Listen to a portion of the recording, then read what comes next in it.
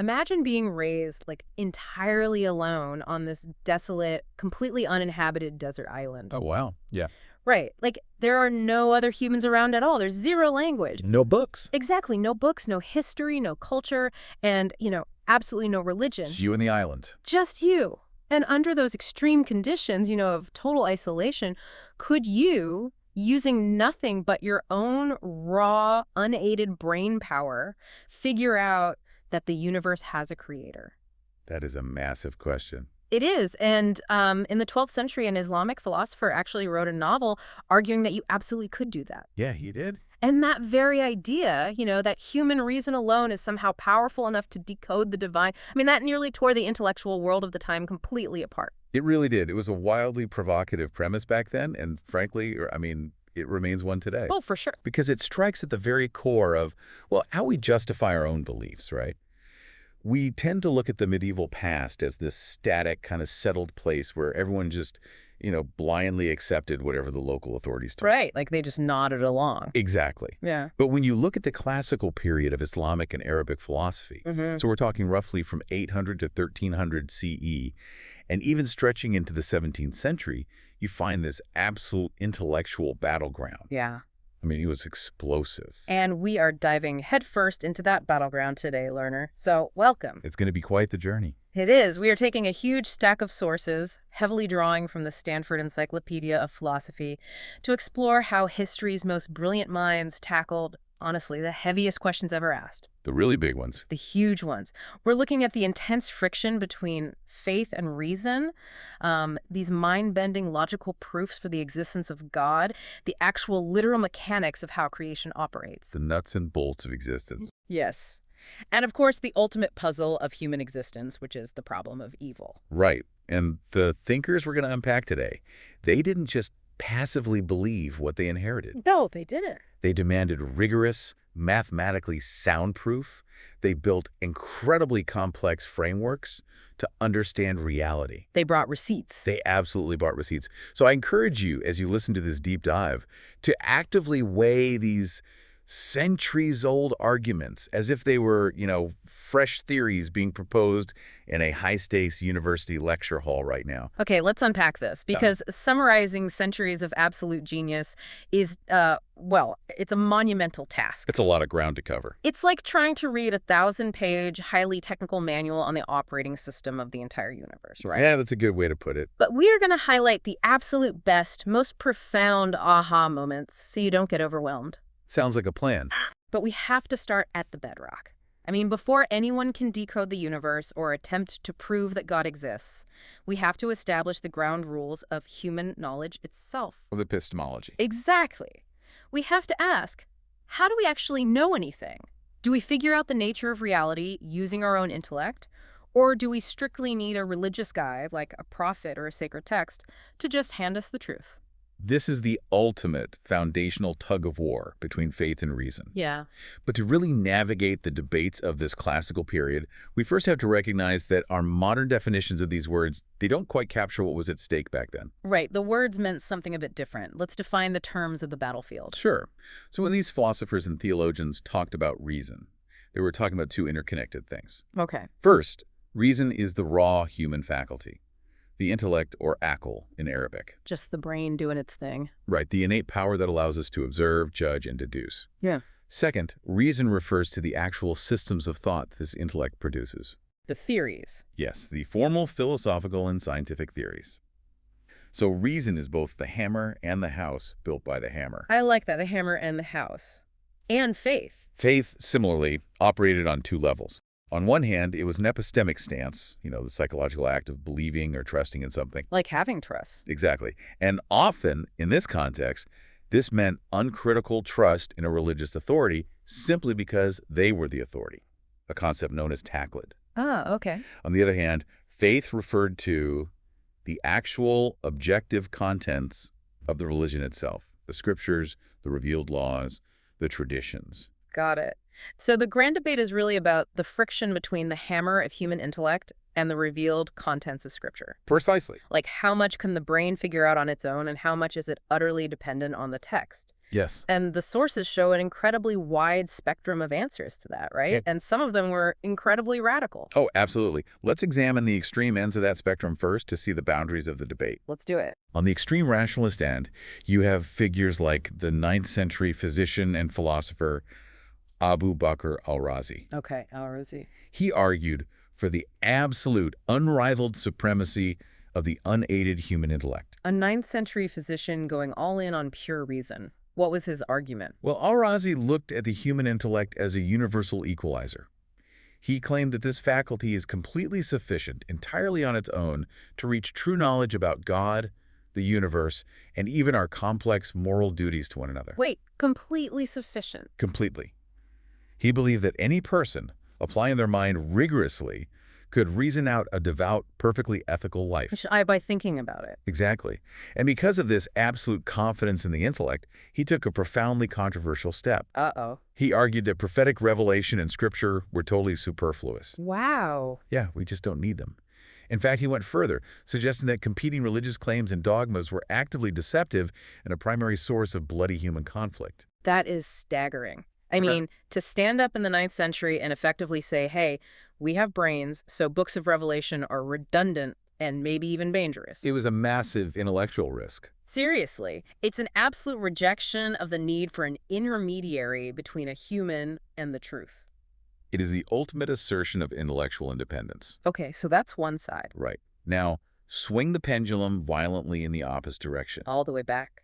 On the other extreme, you find the strict traditionalist scholars, heavily represented by figures like Ahmad ibn Hanbal. Okay, Ibn Hanbal. For them, the human intellect is deeply flawed, it's inherently biased, and it's severely limited by our physical senses. So they basically rejected reason entirely when it came to the big questions. Completely. When dealing with theology, the traditionalists demanded absolute reliance on a religious authority. Meaning the text. Yes, the prophet and the literal text of the Quran.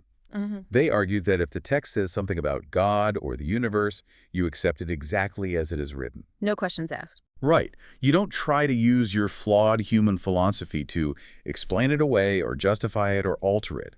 If the text says God has a hand or sits on a throne, you believe it without asking how. Okay, so we have Al-Razi over here claiming the intellect is everything, and the traditionalists claiming the literal text is everything. Exactly the two poles. But the real intellectual heavy lifting, where the sources spend the most time, happens with the thinkers who tried to bridge this massive gap, right? Yes, the synthesizers. The philosophers who wanted to find a middle ground. Right, the middle path of the great Islamic philosophers. Titans like Al-Farabi, Ibn Sīnā, and later, Ibn Rushd. These are the heavyweights. They absolutely are. And they firmly believe that human reason could absolutely acquire fundamental divine truths. But, unlike Al-Razi, they also believe that Scripture was absolutely essential for humanity. I'm struggling to see how they thread that needle, honestly. It's tricky. Like, if pure reason can get you all the way to the ultimate truth about God and morality, why isn't the Scripture just redundant? Why do you need both? They solved this by looking at human sociology and psychology. Oh, really? Yeah. Al-Farabi, writing in the 10th century, proposed this brilliant, albeit somewhat elitist, framework. Okay. He divided humanity into 3 distinct classes, based entirely on their intellectual capacities and what kind of arguments actually persuade them. You know I love a good categorization. Break down Farabi's 3 classes for us. The first class is the intellectual elite, the philosophers. The brainiacs. Right. These individuals are persuaded solely by demonstrative proofs. Demonstrative proofs. What does that mean in this context? In classical philosophy, a demonstration is a rigorous, mathematical-style logical deduction that produces absolute, undeniable certainty. Like a geometric proof. Exactly. It's pure geometry applied to reality. For this elite group, pure philosophy is entirely sufficient. They don't need the stories of Scripture to find the truth. Right. They're basically looking at the raw code of the universe. That's a great way to put it. The second class is a step down from that. Okay. Who are they? They are persuaded by dialectical proofs. These are highly probable arguments. They are logical, they use reason, but they don't achieve absolute mathematical certainty. So they get close, but not quite 100%. Right. This group needs theology. They use their intellect, but they ultimately rely on the framework of Scripture to confirm their findings and keep them from making errors. Makes sense. And the third class? The third class, which Al-Farabi points out constitutes the vast, overwhelming majority of human beings, are persuaded by rhetorical proofs. Rhetorical proof, so emotion. Basically, the masses simply do not respond to abstract logical deductions or complex syllogisms. Their minds just aren't trained for it. Yeah, that tracks. Instead, they are persuaded by vivid imagery, powerful emotional stories, tangible threats of punishment, and physical promises of reward. Oh, I see where this is going. And this, Farabi argued, is the primary, indispensable function of Scripture. Okay, here's where it gets really interesting. Learner, listen to this. Yeah, this is key. It's like Farabi is looking at the fundamental truths of the universe as this dense, graduate-level quantum physics textbook, right? I like this analogy. For the philosophers that first class, the raw mathematical equations in the textbook are perfectly sufficient. They read the math and they understand the nature of reality. They get the code? Exactly. But you cannot just hand a quantum physics textbook to the general public and expect society to function. It's way too abstract. It'd be chaos. Total chaos. So for the masses, the prophets act as translators. Yes. They create a graphic novel adaptation of that physics textbook. That is spot on.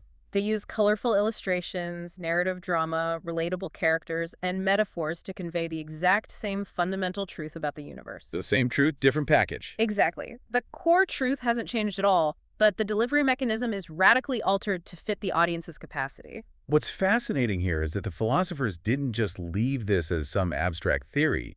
They wrote their own allegories to prove it. They wrote their own graphic novels. They did. And this brings us back to that desert island scenario you mentioned at the very beginning. Yes, the Dear Boy story. Exactly. The philosophical novel Hay ibn Yaqzin, written by the 12th century Andalusian philosopher Ibn Tufayl. The sources spend a lot of time on this, and it is a phenomenal thought experiment. It truly is a masterpiece of philosophical fiction. It follows an infant named Hay, who, through a series of events, ends up alone on a lush, uninhabited island. Just a baby alone in the woods. Right. He is adopted and nursed by a doe. He has zero human contact, no language, no societal norms, no revealed religion. Nothing. Just a human brain embedded in the natural world. The ultimate blank slate. Precisely. As Hay grows, his doe mother eventually dies. Oh, sad. It is. And this traumatic event is what actually triggers his intellect. He wants to know why she stopped moving. Right, he's curious. So using sharp stones, he performs an autopsy. Wow, okay, going straight to science. He searches for the source of life, discovering the anatomy of the heart and the concept of a vital spirit. And from there, his curiosity just explodes. He's on a roll. He begins a systematic, empirical observation of the island.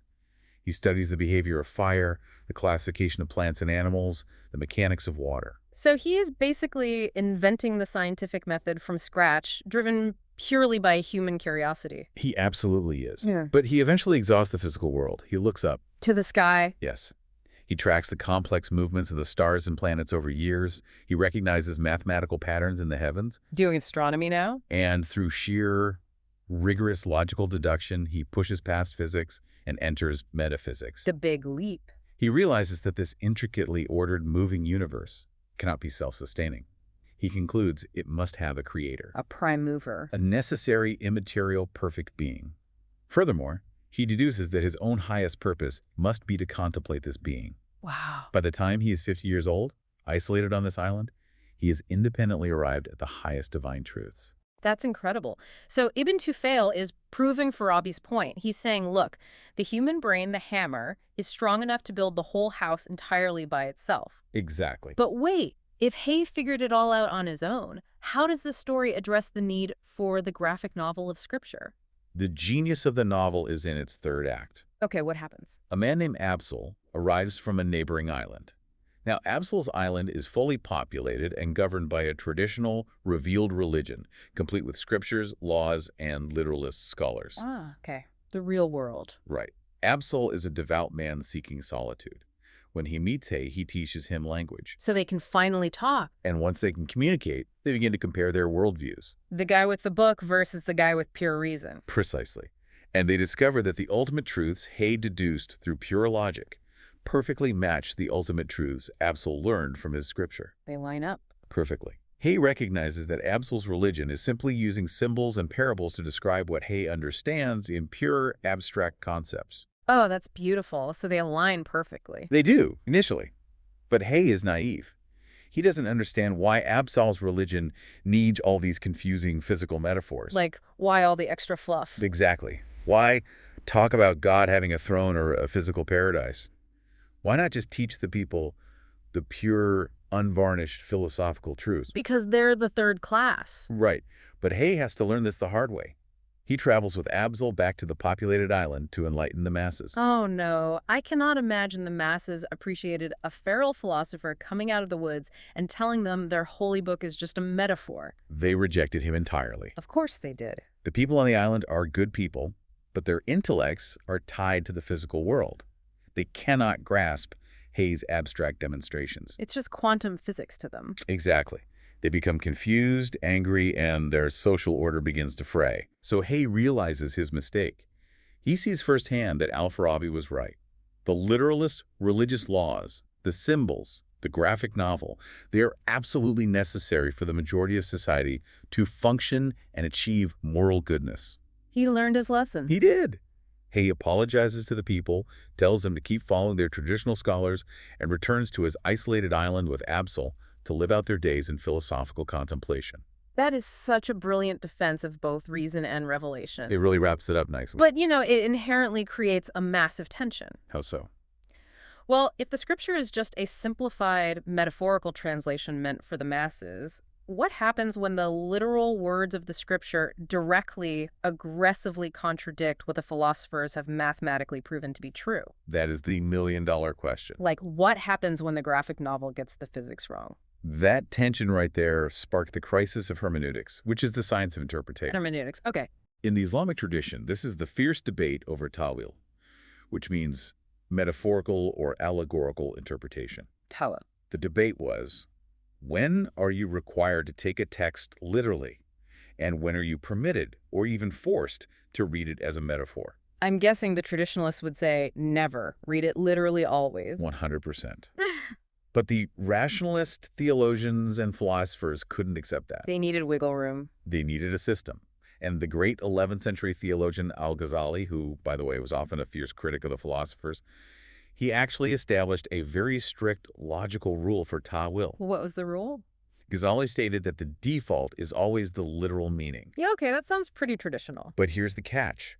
You must take the scripture literally unless a literal reading yields an absolute logical or mathematical impossibility. Okay, let's ground that for the learner. What constitutes an absolute impossibility in this context? The classic example revolves around verses in the Quran that speak of God possessing a hand or an eye or sitting upon a throne. Physical attributes. Right. Ghazali points out that human reason can demonstrably prove that any physical body is composite.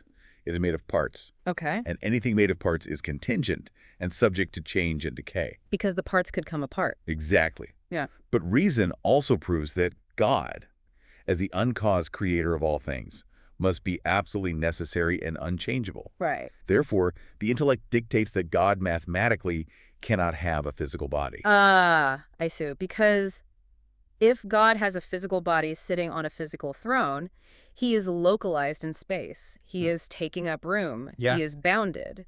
And a bounded God is a limited God, which contradicts the very definition of a supreme being. Precisely the logic. So Ghazali concludes, because the intellect judges a literal reading of physical God on a chair to be an absolute metaphysical impossibility, reason dictates that the verse must be subjected to ta'wil. It has to be a metaphor. It must be interpreted metaphorically. Yeah. The hand becomes a symbol for divine power. The throne becomes a metaphor for divine authority over the cosmos. Wow. So the intellect actually has veto power over the literal text. It does. It acts as the final judge of interpretation. And the philosopher Ibn Rushd took this even further a century later, though he added a crucial sociological caveat. What was the caveat? Ibn Rushd agreed with Ghazali that reason dictates metaphor when literalism fails. However, he argued it is dangerous to share these metaphorical interpretations with the general public. Oh, going back to the class system. Exactly. If you stand in the market and tell the masses that the throne doesn't exist and the hand is just a concept of power, you risk destroying their faith entirely.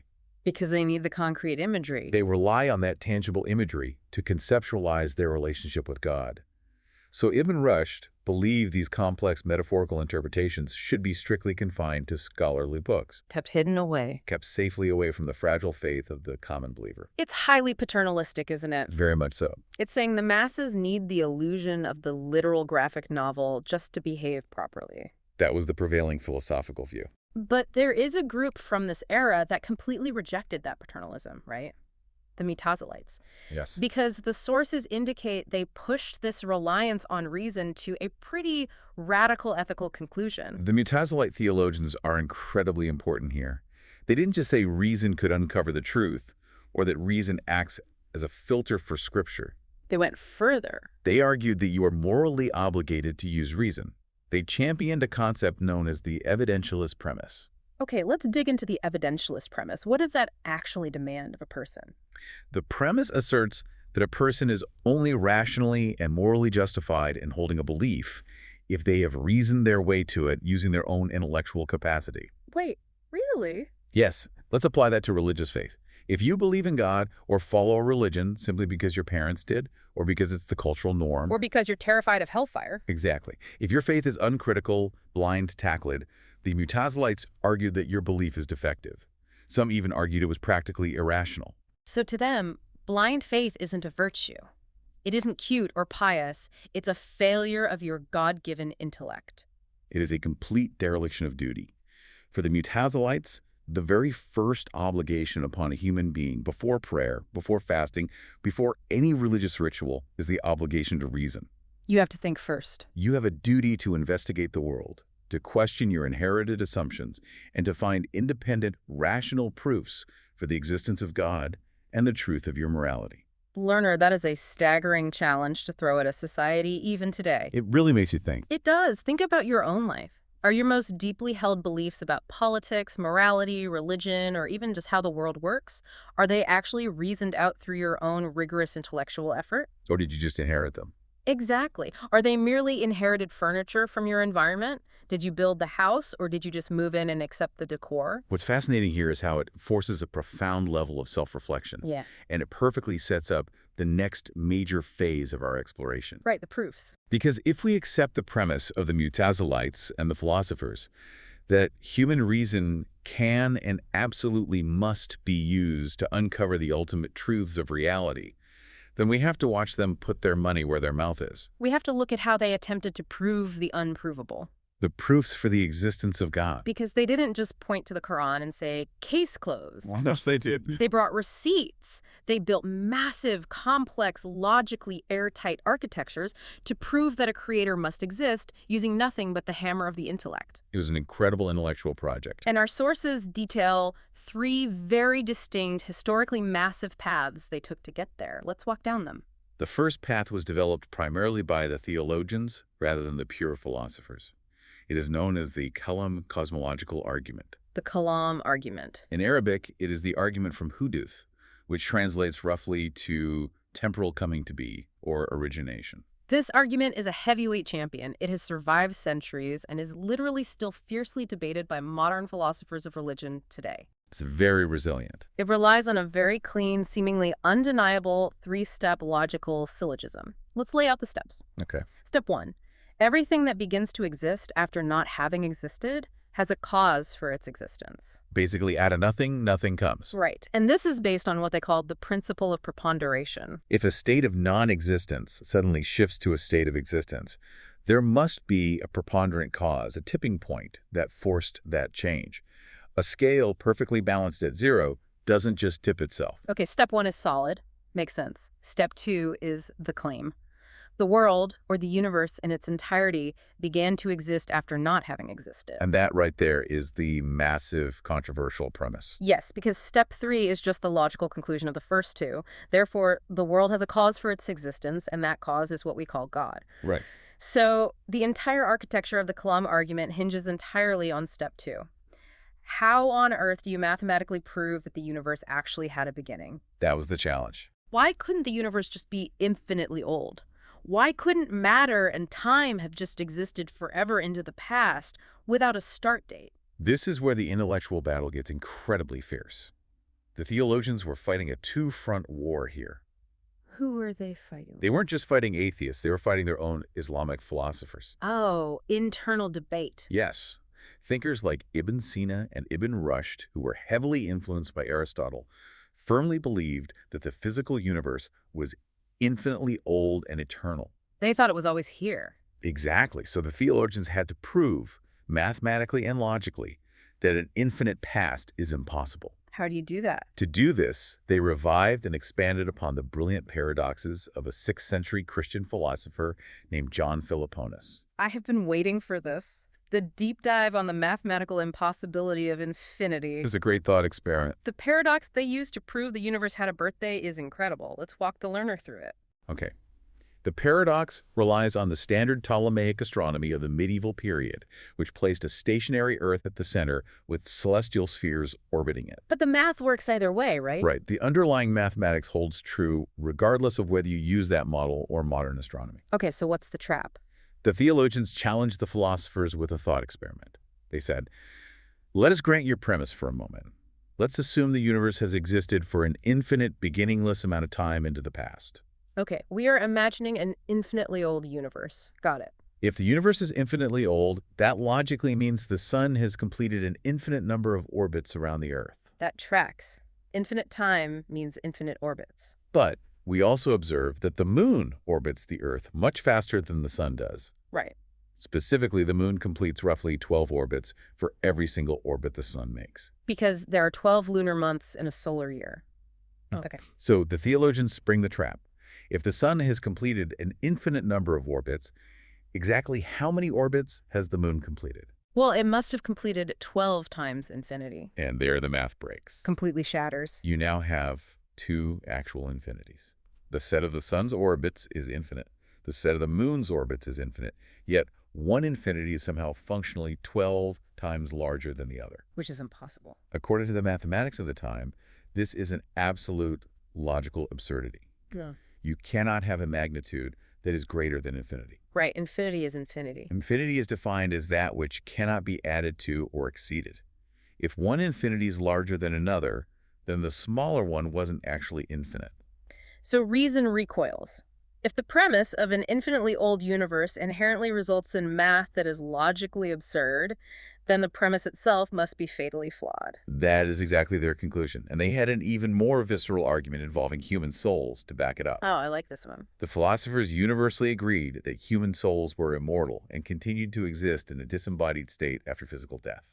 The theologians argued, if the universe is infinitely old, and a steady stream of humans have been living and dying over that infinite time, then right at this very moment, there must exist an actual, simultaneous, infinite number of disembodied human souls stacked up in the afterlife. Another actual infinity in reality, which they deemed impossible. Exactly. I find it really helpful to visualize why an infinite past breaks down with a counting analogy. How so? Well, imagine you are trying to count backwards from infinity down to the number 0, which represents today. Okay. You could count forever at incredible speeds, and you would never, ever arrive at 0. You can't traverse an infinite distance. It's impossible to cross. Right. The very fact that today exists, the fact that we are sitting here having this conversation proves that the past cannot be an infinite stretch. There had to be a starting point. There had to be a day 1 where the counting began. And if there was a day 1, then the universe definitively began to exist. Step 2 confirmed. And if it began to exist, the principle of preponderation demands it has a cause. That transcending cause is God, the Kalam cosmological argument. That is a phenomenal intellectual weapon. But as we noted, the philosopher Ibn Sīnā utterly rejected it. He hated it. He looked at the infinity math, disagreed with the theologians' conclusions about the nature of infinity, and maintained that the universe is eternal. He was a staunch Aristotelian on that point. But Ibn Sīnā was a devout believer. He still needed to prove God exists, so he had to invent a completely different pathway, one that didn't care whether the universe was eternal or newly born. And his solution is just breathtaking. This is path 2. Ibn Sina's argument from necessity and possibility. Also known as wujub and imkan in Arabic. Yes. Later generations called it the demonstration of the truthful, because it doesn't rely on physical observations like orbits or moving parts.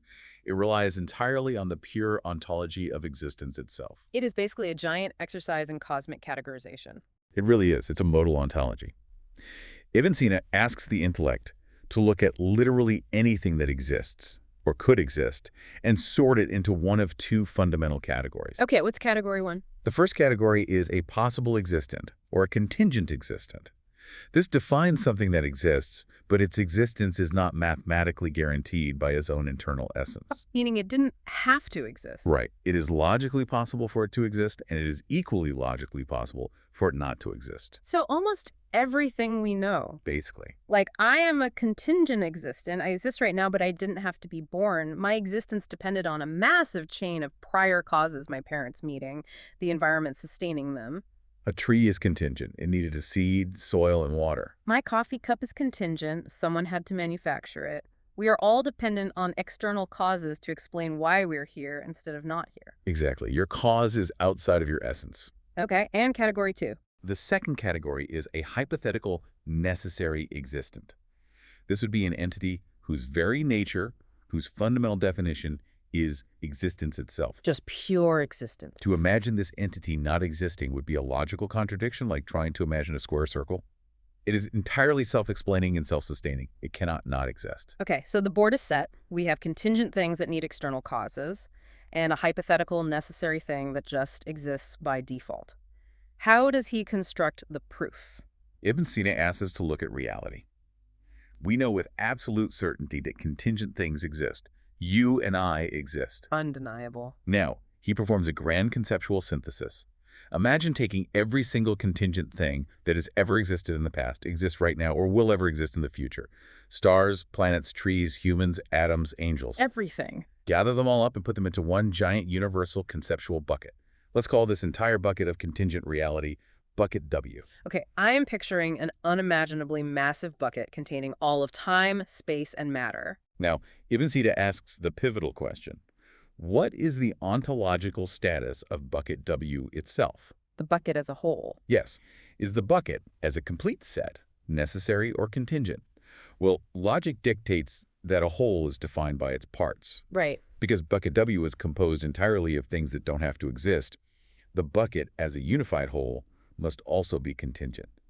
A massive collection of things that depend on a cause doesn't magically become something that doesn't depend on a cause just by grouping them all together. Right. 0 plus 0 plus 0, even a billion times over, is still 0. Contingency plus contingency just equals a bigger contingency. Therefore, bucket W, the entire sum total of the contingent universe, requires a cause to explain why it exists rather than nothing. It needs a trigger. And here is the genius move. That cause must exist outside the bucket. Why? Because a thing cannot cause its own existence. If the cause was located inside bucket W, it would be a contingent thing causing itself before it existed, which is absurd. It would have to exist before it existed. Exactly. The cause has to be external to the entire system of contingency. But wait, bucket W, by definition, contains all possible contingent things. Yes. Therefore, whatever is outside the bucket causing it to exist cannot mathematically be contingent. You've got it. It must belong to the second category. It must be the necessary existent. It must be God. Wow. And notice how this completely bypasses the infinity problem. Even if bucket W is infinitely old and has an infinite number of parts, the infinite bucket still requires an external necessary cause. It is so elegant. It's brilliant. But I have to push back here. So what does this actually mean for the nature of God? How do you mean? If God is just the necessary existent outside the bucket, doesn't that just make God a sort of blind, mechanical, cosmic battery powering the universe from the outside? I mean, it proves a power source, but does it prove a divine, conscious being? That is a phenomenal question, and it is exactly where Ibn Sīnā takes the next step. If we connect this necessary existence to the bigger picture of his philosophy, it establishes the doctrine of absolute divine simplicity. Simplicity. Ibn Sīnā argues that because this entity is purely necessary, it cannot have any parts whatsoever. Wait, why can't the necessary existent have parts? Think about it. If an entity is composed of parts, say a physical body and a mind, or even different abstract attributes like power and knowledge, then its overall existence depends on those parts being held together. It needs its pieces. Exactly. It relies on its components. And if it depends on anything, even its own parts, then it is no longer necessary. It is contingent. Right. Therefore, the necessary existent must be absolutely indivisibly simple. No physical parts, no spatial dimensions, no separate attributes. God doesn't have knowledge. God is knowledge. God doesn't have power. God is power. It is a radically unified, purely immaterial concept of divinity that basically defies human imagination. Which is actually an incredible segue into Path 3, because it takes this idea of pure, unimaginable existence and pushes it to an almost mystical conclusion. It really does. And this brings us several centuries forward to the 17th century and the brilliant Persian philosopher Mulla Sadra. Mulla Sadra is a fascinating capstone to this debate because he looked back at both the Kalam argument of the theologians and Ibn Sina's bucket of contingency, and he found them both fundamentally flawed. Flawed. We just spent 10 minutes explaining how brilliant they are. What was his problem with them? Sadra's critique was epistemological. He pointed out that all these earlier proofs start with abstract mental concepts. Like what? Like they start with the concept of temporal origination or the concept of contingency and necessity. They build these beautiful, airtight logical structures inside the human mind, and then they try to leap across a chasm from a mental concept to an extramental physical reality out there in the world. Sadra argued you cannot reliably move from a mere concept in your head to actual existence. The map is not the territory. That makes sense. So if you can't use concepts to prove God, what tools do you have left? He flips the entire philosophical script.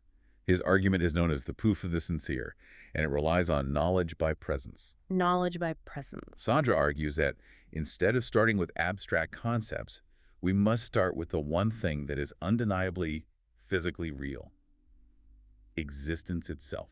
Just the fact that things are. Exactly. Existence isn't a concept we think about.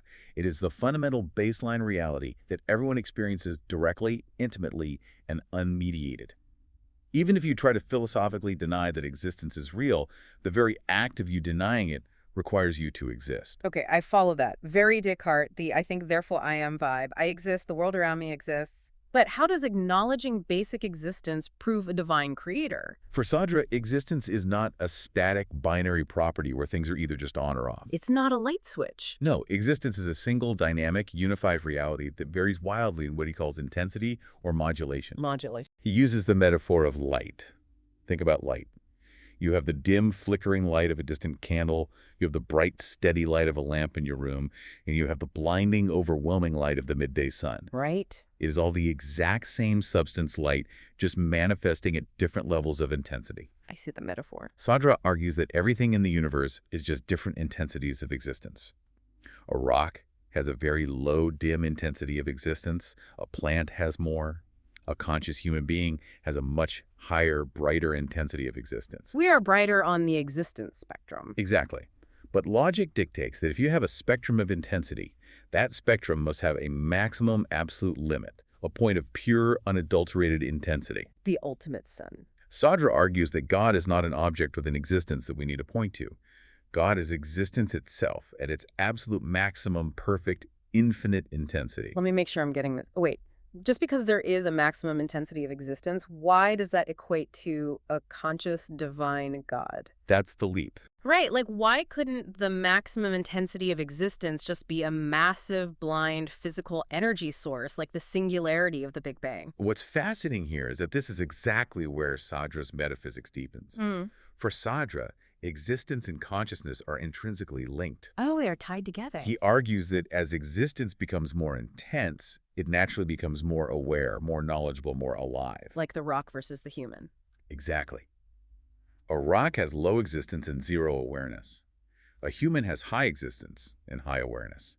Therefore, the absolute maximum intensity of existence must, by definition, be absolute maximum consciousness, absolute life, absolute knowledge. Wow. God isn't a blind energy. God is the pure blinding light of conscious being. So his proof isn't a math problem you solve on a chalkboard. It's more of an orientation. Yeah. Like if you experience existence, which you, the learner, are doing right now, listening to this, you are already experiencing the outer dim ripples of God. You are already in the water. You just have to realize it. Precisely. It is a profound shift from seeking God as a distant object to recognizing God as the very ground of your own being. Okay, so we've debated the rules of reason, and we've walked through 3 massive architectures proving that this necessary existent, this maximum intensity of reality is out there. We've laid the foundation. That brings us to a massive pivot.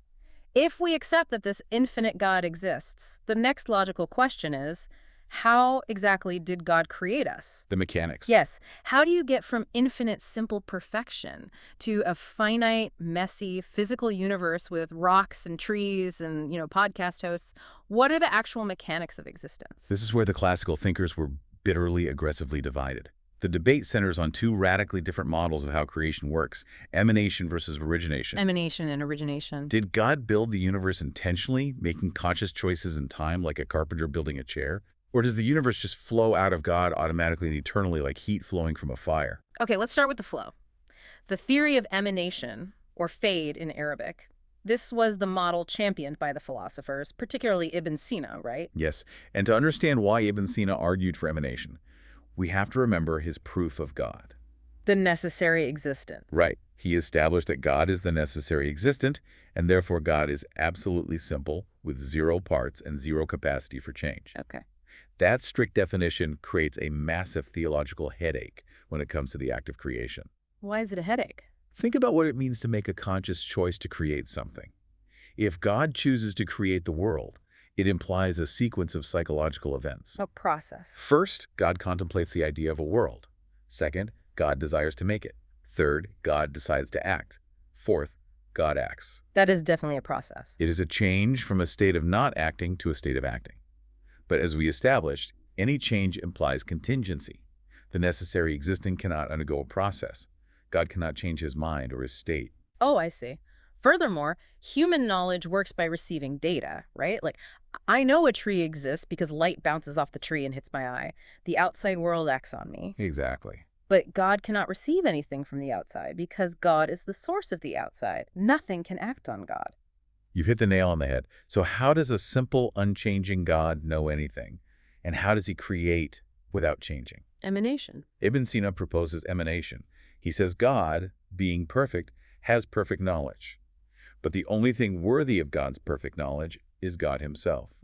So God primarily and eternally contemplates himself. Okay, God knows God. But because God is the ultimate bedrock cause of all reality, to know himself perfectly is to inherently know every possible effect that can potentially stem from him. Like knowing the seed is to know the tree. Yes. By knowing his own essence, he knows the blueprint of the entire universe. And here is the crucial philosophical twist. In the divine realm, knowledge is not passive. What do you mean? God's knowledge is causally active. Because God perfectly conceives of the universe in his mind, that conception actually causes the reality to exist. The thought makes it real. The universe eternally overflows, or emanates, from God's self-knowledge, much like rays of light eternally overflow from a star. I'm struggling to visualize this, honestly. If God isn't making a choice, how is the universe overflowing? It sounds less like a creator and more like a leaky cosmic faucet. A leaky faucet. Yeah, it just drips out reality automatically. Does that strip God of free will? If the sun has no choice but to shine, it's not freely deciding to warm the earth, it's just a blind mechanism. Ibn Sīnā fully anticipated that exact objection. His defense required him to fundamentally redefine what a free act of will actually means. How did he redefine it? For Ibn Sīnā, an agent acts freely if three conditions are met. 1, they know what they are doing. 2, they are not forced by any external power to do it. And 3, they are fully satisfied with the action. Okay, I can follow that. By that specific definition, God's emanation is entirely free.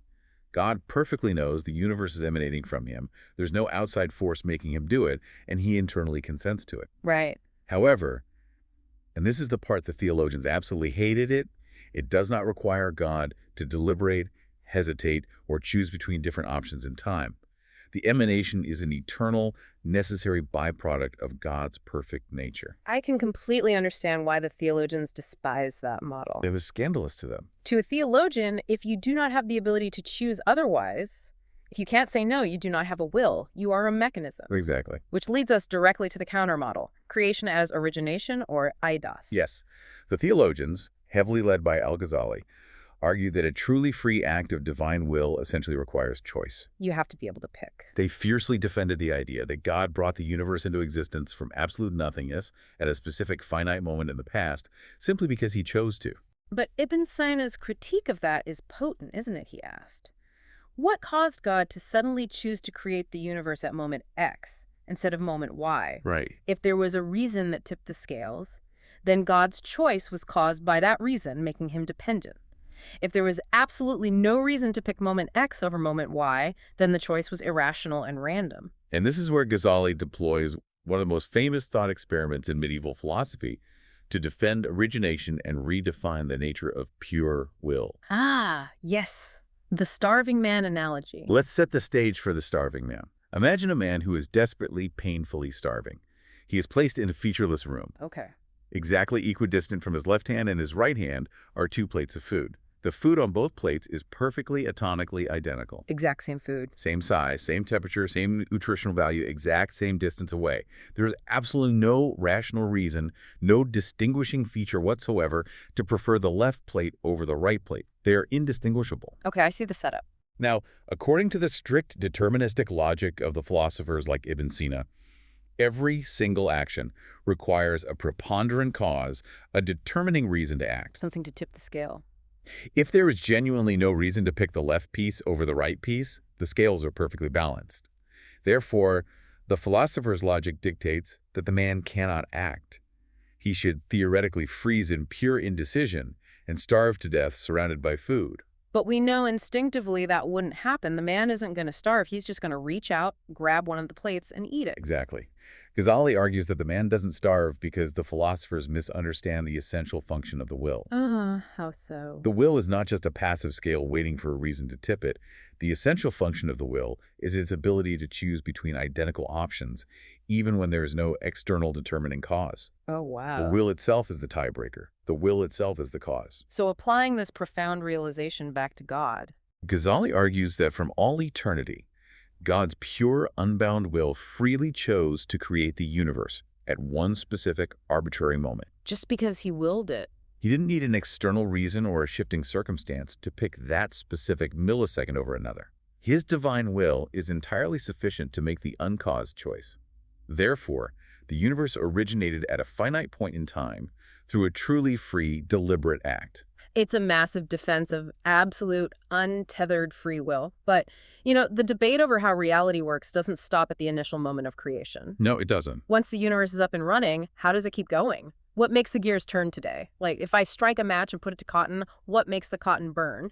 Well, Ibn Sīnā and the philosophers argued for natural causation, or natures. Built-in rules. Yes. Yeah. They believe God created the universe with built-in intrinsic properties. The nature of fire is to emit heat. The nature of cotton is to be flammable. When you bring them together, the natural causal power of the fire produces the effect of burning in the cotton. God is the ultimate distant cause holding the entire emanation system in existence. But the physical objects themselves have real, delegated causal power. That makes total intuitive sense. It is essentially how we view modern physics and chemistry today. Things act according to their properties. It's very logical. But the theologians figures like Al-Ghazali and Ghazali looked at that natural system and said, absolutely not. They rejected it completely. They felt that delegated too much power to the cotton in the fire, so they proposed an alternative model of reality that honestly just absolutely breaks the brain, occasionalism. Occasionalism is perhaps one of the most radical, counterintuitive theories of reality ever devised by the human mind. It is wild. The theologians argued that there is absolutely no natural causation in the physical universe. None. Objects do not possess any inherent nature or power to do anything. So when I see fire burn cotton right in front of my eyes, what am I actually seeing, if not causation? You are seeing what they call constant conjunction or habit. Habit. You see the fire touch the cotton, and immediately after, you see the cotton turn to black ash. Your brain assumes the fire caused the burning. But occasionalism argues that is a perceptual illusion. An illusion. According to this theory, God is the only active cause in the universe. God creates the fire. God moves your hand to bring the fire to the cotton. And at the exact microscopic instant they touch, God independently creates the effect of burning and ash inside the cotton. Wait, let me wrap my head around this. You're telling me the universe doesn't exist as a continuous, flowing physical system? That's right. It's more like a digital video game rendering engine. Oh, that's a perfect analogy. Think about a game running at 60 frames per second. When a digital fire burns a digital tree on your screen, The digital fire isn't actually emitting digital heat that interacts with the tree code. No, it's not. Instead, the game's central processor, the engine, renders frame 1 with the fire next to the tree. Then it calculates the rules, and it renders frame 2 with the tree showing a black scorch mark. Yes. The engine is actively doing 100% of the work at every single frame. The digital objects have no power. The central code dictates everything, millisecond by millisecond. That is an incredibly accurate modern translation of al-Baqillani's 10th century thought. In occasionalism, God is the universal rendering engine. That is crazy. The theologians argued that God literally recreates the entire universe, every single atom and accident, anew at every single indivisible instant of time. Frame by frame. Frame by frame, moment by moment. There is no continuous flowing existence. There is only a rapid sequence of discrete creations directly willed by God. That is staggering to think about. So at any given moment, God could just decide to change the code. Absolutely. He could render the next frame where fire touches cotton, and instead of burning, the cotton turns to solid ice. Yes, he could. And this is precisely how they seamlessly explain the existence of miracles. Oh. When a prophet is thrown into a raging furnace and survives unharmed, it is not because the fundamental laws of physics were temporarily suspended or broken. Why not? Because there are no laws of physics. It is simply that God, for that specific sequence of frames, chose not to create the burning accident in the prophet's flesh. He just changed the render. God's custom or habit is to usually pair fire with burning so that humans can navigate an orderly world. But he's not bound by that habit. He can break the sequence whenever he desires. It is a conceptually fascinating matrix to live in, but why go to such extreme philosophical lengths? Why invent this exhausting frame-by-frame rendering reality instead of just letting fire be fire? The theologian Baqillani defended it using the principle of paucity, which is essentially a medieval version of Occam's razor. The simplest explanation is best. He argued that occasionalism is simply more metaphysically elegant and simple. Think about the philosopher's model. They have to posit God's divine causation holding up the universe, plus millions of hidden, invisible natures built into every object, plus the interactions between those natures. Too many moving parts. Exactly. Baqillani asks, why posit two entirely separate complex systems of causation when one single undeniable cause, God doing everything, directly explains all the phenomena perfectly? I see the elegance, but this raises a terrifying question. Which is? If God is the sole rendering engine, and God is actively creating every single microscopic interaction directly, frame by frame, what happens to human agency? Ah, yes. If I pick up a glass of water, or if I steal a piece of bread, did I do that? Or did God just render my arm moving, my hand grasping, and my brain desiring the bread? Am I just a meat puppet in God's rendering engine? You have hit the exact ethical nerve of the theory. That is the crucial, uncomfortable tension. Yeah, it feels uncomfortable. For the theologians, particularly the Asherite school, occasionalism was the ultimate uncompromising expression of absolute divine omnipotence. They believed that to concede even one microscopic ounce of independent causal power to a flame, a tree, or even a human being's will was a dangerous limitation on God's absolute sovereignty. So he has to control it all. God must be all-powerful, which logically means God must be the only power. The human merely acquires the action that God creates in them. But that leads us directly into a massive, jagged ethical wall. It does. Which brings us to the final and arguably most difficult exploration of our deep dive. The ethics of suffering and the problem of evil. The hardest question of all. Because if God is micromanaging every single frame of reality, actively creating the burning effect in the cotton, what happens when that fire is burning down an innocent family's house? Right. Or if we look at Ibn Sina's emanation model, if the universe is the natural overflowing of God's perfect goodness, why is there so much brutal suffering? How do these brilliant minds reconcile a perfect, all-powerful God with a deeply imperfect, painful world? The problem of evil is where all these abstract metaphysical theories violently collide with human reality. Where the rubber meets the road. And the sources show a fierce, multi-sided debate on how to solve this. Let's start with the earliest and perhaps most uncompromising view. The strict predeterminists, often associated with the early Ash'ari school.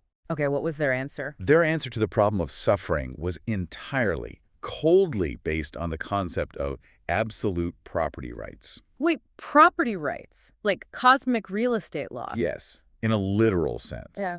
They argue that the entire universe, including every human being, is the exclusive, unshared property of God. Okay. God is the absolute owner, and we are the owned. And the fundamental, undeniable rule of property is that the owner has the right to do whatever they please with what belongs to them. So if I build a wooden chair from scratch, I own it. I have the right to sit in it gently, paint it a nice color, or take a sledgehammer and smash it to splinters. Exactly. And the chair has absolutely no right to complain that I am being unjust. That is the exact logic. If God causes suffering, or afflicts an innocent child with an illness, or even eternally punishes someone, it doesn't require any further moral justification. Because it's his property. God is simply treating his property as he sees fit.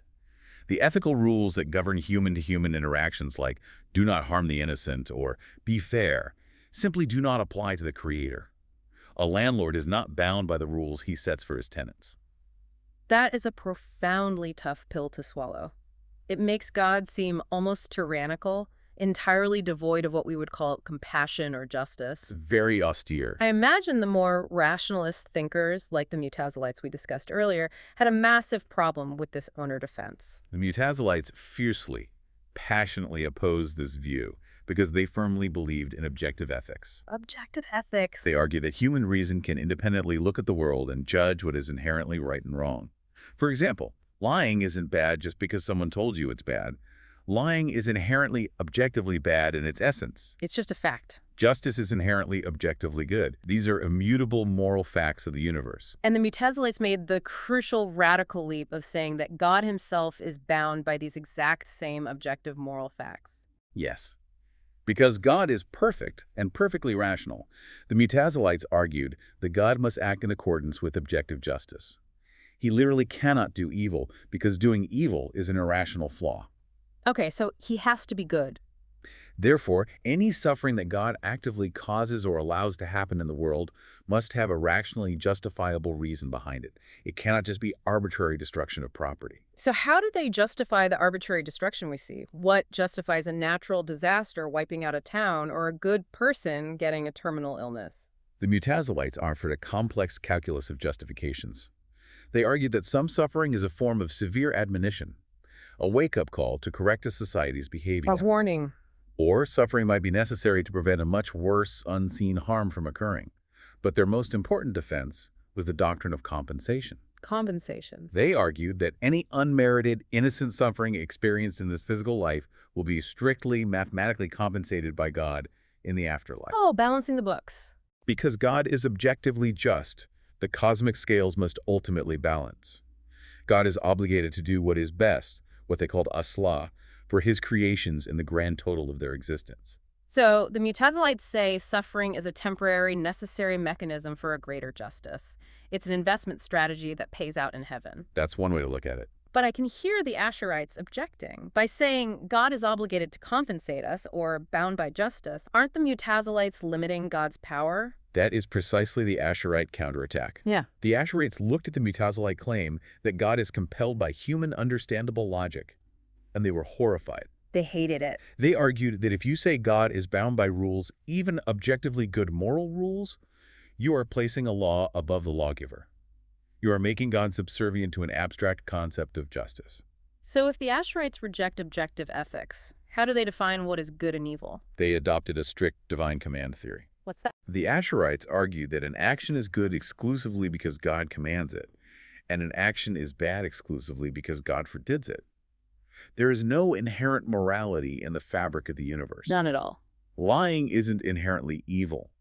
Lying is evil simply because God issued a decree against it. Wait, let's explore the terrifying implication of that. Are they saying that if God had commanded us to lie and to murder the innocent, then lying and murder would become the highest moral virtues? Yes, they explicitly accepted that consequence. If God commands it, it is good. Wow. This completely removes ethics from the realm of human reason and places it entirely in the realm of revelation. It is a debate that asks you to deeply interrogate your own worldview. Yeah, learner, think about this. When you believe something is right or wrong, do you believe it is inherently objectively true regardless of what anyone says? Or is it only right because an authority, whether that's societal consensus, evolutionary programming, or a divine being, has dictated it to be so? That is a staggering question. We've looked at the theologians' views on evil the owner, the just compensator, the divine commander. But what did the pure philosophers say? Let's bring them back in. What about Ibn Sīnā? If the world emanates automatically from God's perfection, where's the rot come from? Ibn Sīnā takes a deeply Neoplatonic, almost clinical approach to suffering.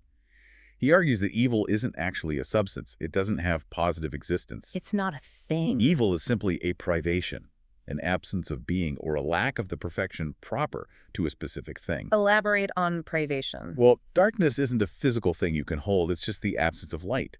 Blindness isn't a positive object in the eye. It's the absence of the proper function of sight. Evil is a hole in reality, not a block of reality. Okay, I grasp that on an abstract conceptual level, but a third-degree burn on my arm from a fire isn't just an absence. It is a very positive, very real, very agonizing physical reality. Ibn Sīnā doesn't deny the reality of pain, but he argues it is a necessary evil strictly limited to our specific, lowly physical realm, which he terms the sublunar sphere of generation and corruption. Generation and corruption. By definition, physical matter is constantly changing, breaking down, and reforming. Old forms must be destroyed for new forms to generate. And that constant friction of generation and destruction is what we experience as pain. Exactly. Let's return to the fire example. Yeah. The fundamental nature of fire is to burn and consume.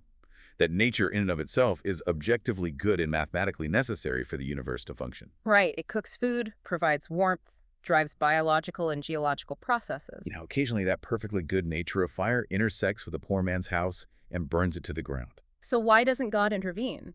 If God is perfectly good, shouldn't he stop the fire from burning the innocent man's house? Ibn Sīnā argues that if God were to systematically intervene, if he removed fire's essential ability to burn, just to save, that one house, God would have to completely destroy the entire class of generable and corruptible things. He'd break physics. He would have to rewrite the fundamental emanation-driven laws of physics. And if he did that, he would eliminate vast, immeasurable amounts of objective good from the universe. Oh, I see. The universe overall would be vastly less good and contain less life if fire couldn't burn. Yeah. So the suffering is an unfortunate but structural byproduct of a massive physical system that is overwhelmingly good. It's unavoidable collateral damage for the sake of the greater macro system. Yes. But it was actually Al-Ghazali, the theologian who fought Ibn Sīnā on almost everything, who took this idea of a greater system and pushed it to its absolute dizzying zenith. Yes, he did. Ghazali explicitly argues for the concept of the best of all possible worlds. The best possible world. Centuries before the European philosopher Leibniz made that phrase famous in the West, Ghazali argued that the actual universe we live in right now, exactly as it is with all its disease, tragedy, and suffering, is the absolute peak of divine perfection. Really? He famously wrote, "In the realm of the possible, there is nothing more wondrously beautiful." It's like Ghazali is saying that the universe is a massive, incredibly complex, universally scaled tapestry. Yes, the tapestry. If you have your face pressed right up against it and all you can see is one dark, ugly, scratchy thread, a moment of intense personal suffering, a loss, a tragedy, it looks terrible. You think this is a flaw. The weaver made a horrible mistake. Because you're too close. But if you step back and view the entire tapestry from the weaver's eternal perspective, you realize the dark thread was structurally necessary. Without the dark contrast, the gold and silver threads wouldn't shine.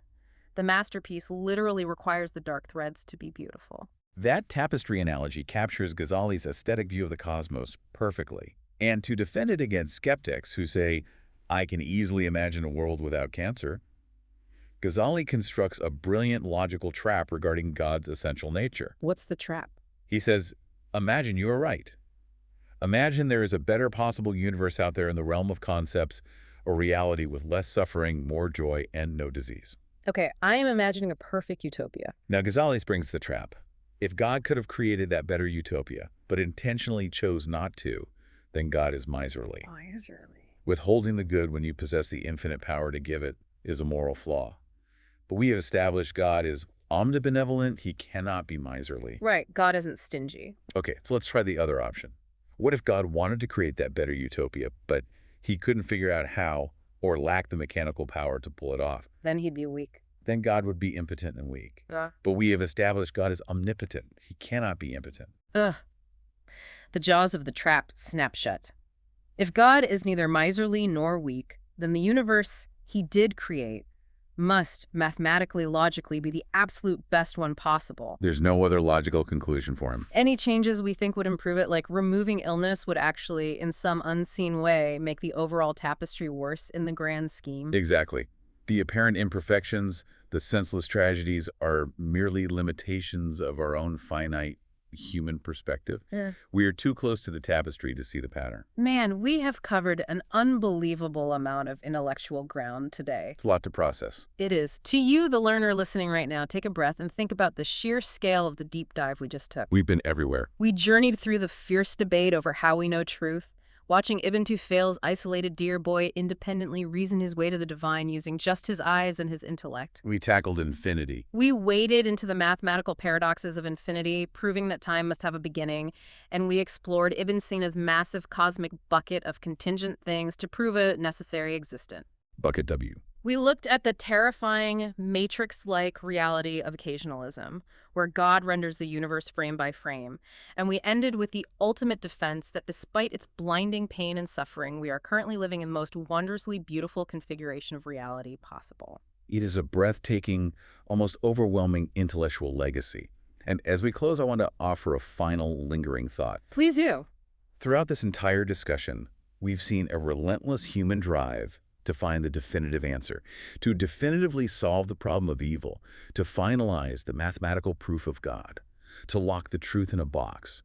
But let's look at the spirit of two thinkers we touched on, the great mystic Ibn Arabi and the philosopher Muḥtazilite. How do they reframe everything we just learned? Ibn Arabi believed that the divine root is inexhaustible. He argued that every single verse, every single word of the Quran has an infinite number of intended meanings. You can never, ever reach the bottom of it. Infinite depth. And Muḥtazilite, as we discussed with his ideas on existence, believed in the concept of substantial motion.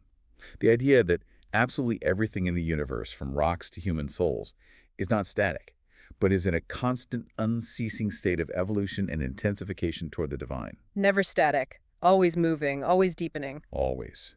So I propose a radical idea for you to mull over. What if the agonizing tension between faith and reason, and our desperate struggle to understand suffering and evil, isn't a puzzle that is meant to be neatly solved and put away on a shelf? Wow. If reality is in constant substantial motion, and the ultimate truths have infinite depths, perhaps the human mind is designed to be in a perpetual state of discovering new realities. The friction between these ideas isn't the bug in the system, it's the feature. It's the point. The very act of learning, of questioning, of struggling with these massive, terrifying concepts isn't just a path to finding the truth. It might be the very fabric of existence itself. We exist to explore the infinite. That is a profoundly beautiful place to end. The museum display case is shattered, the artifacts are alive, and the exploration never, ever stops. Thank you so much for joining us on this deep dive. Keep questioning, keep exploring the infinite, and we will see you next time.